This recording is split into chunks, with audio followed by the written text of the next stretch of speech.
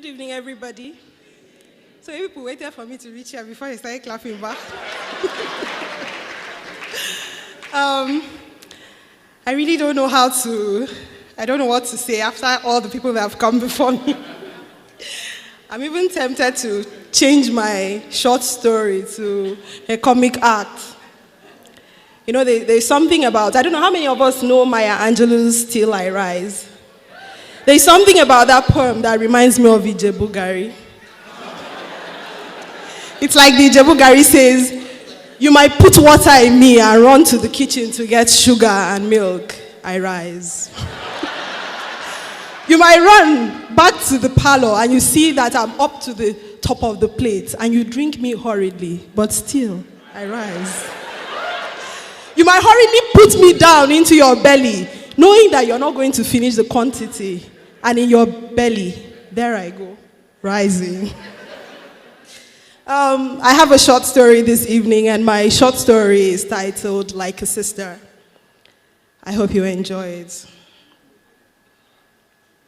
Brothers and sisters, I wish to tell you a story. Please listen carefully. This story is about the friend zone, that special place where a guy who is romantically eyeing a babe and vice versa is relegated like a low-ranking football club. When referring to a person, the object of their affection, who is in this zone, someone might say things like, you're like one of my guys, or you're like a male girlfriend, or someday you will make some woman proud. My name is Edima Akpan, and once upon a time, I lived in the friend zone. In fact, I was the chairlady of the National Association of Friend Zone.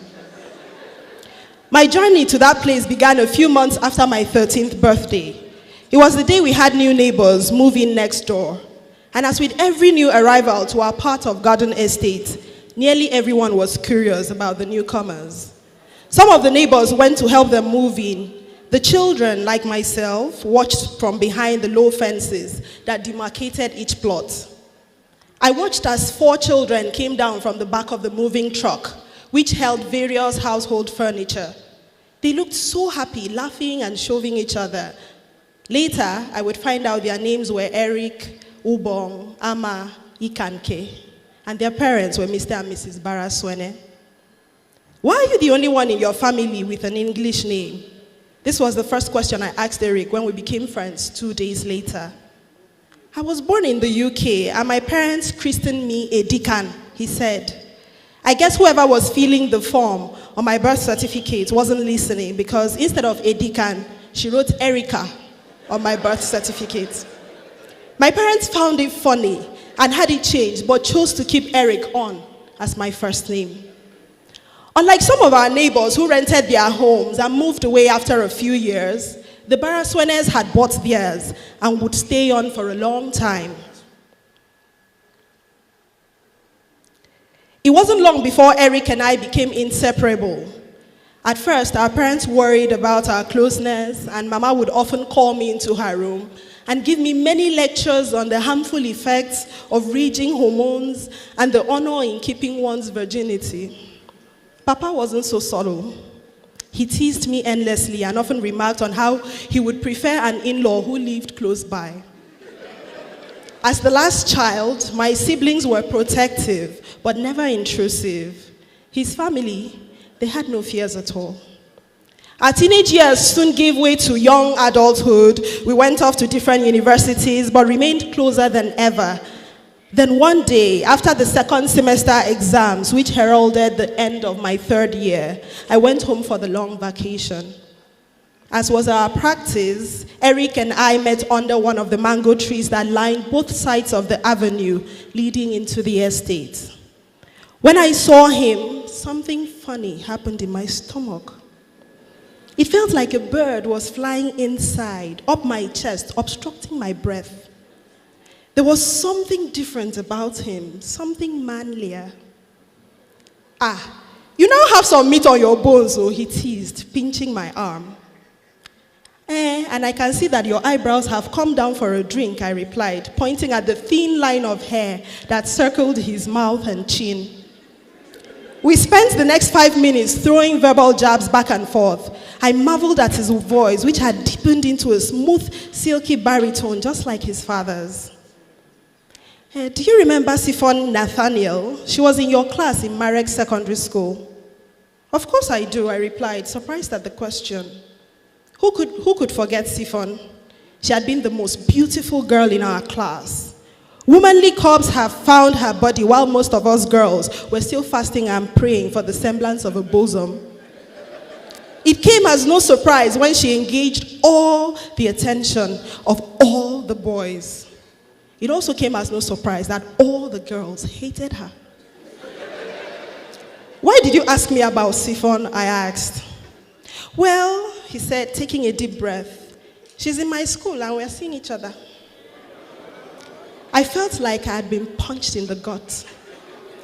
This feeling was immediately followed by confusion because I couldn't understand the sudden surge of anger and jealousy.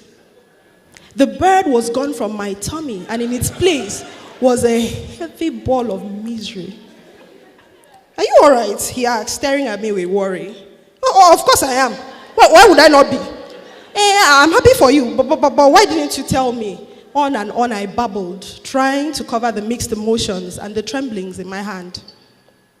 I'm sorry. It's just that it was so new, and I wanted to keep it to myself for a while, he said. I was miserable that vacation. For Siphon became a part of nearly all our weekly activities. Sometimes, they even hung out without me. I'd never felt so betrayed. I'm so happy that my two best girls are getting along, Eric remarked one day. Siphon was such a nice person, which made things worse, for I had no reason to hate her. I tried to be happy for them, really, I did. But whenever I saw them together, my face became like sour egusi soup. The kind that had not been warmed for 40 days and 40 nights. If they ever looked in my direction, I would suddenly smile until the sun bleached my teeth. In all this, I had no one to turn to except my friend Margaret. I need to do something about them, I told her one day, towards the end of the vacation. We're in her room watching a rerun of Law and Order. What do you want to do and why, she asked, carefully applying blue nail polish to her big toe. It's Eric. I love him. I love him and I can't stand to see her with him. Hey, now you're talking. Shebi, I was asking you about this thing and you lied to me. That's not important, Margaret. What do you think I should do? I asked. She said I should tell him how I felt. I balked at that suggestion, for I was afraid. What if he didn't like me too? Wouldn't that make things awkward? I wasn't ready to risk our friendship. Then you'll never know now. See, just tell him the truth. Let's see what he has to say. Even if he doesn't like you back, we'll come up with another plan. We can even call it Operation Take Back Your Bay. Filled up with Margaret's motivational speech and a strong desire to win my man's heart, I set out next door to claim him. But he had gone out. So I called him on the phone and I said, could we hang out at the beach? And he said yes. I got there first. He showed up an hour later. Wow, someone is looking extra pretty today.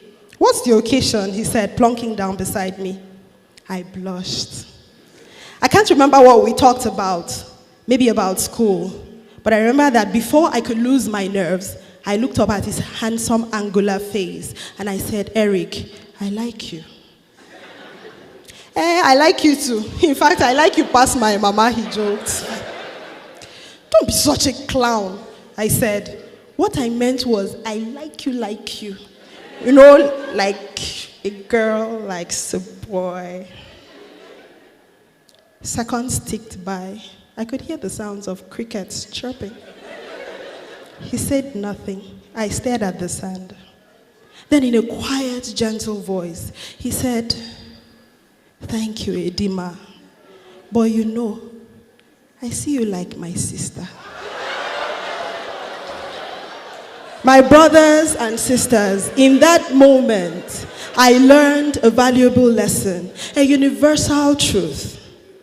That it is better for someone to look at you and say, you're like my guy, or you're like one of the girls. But if a person ever says you're like my sister, my dear, you will never ever leave the friend zone. Thank you.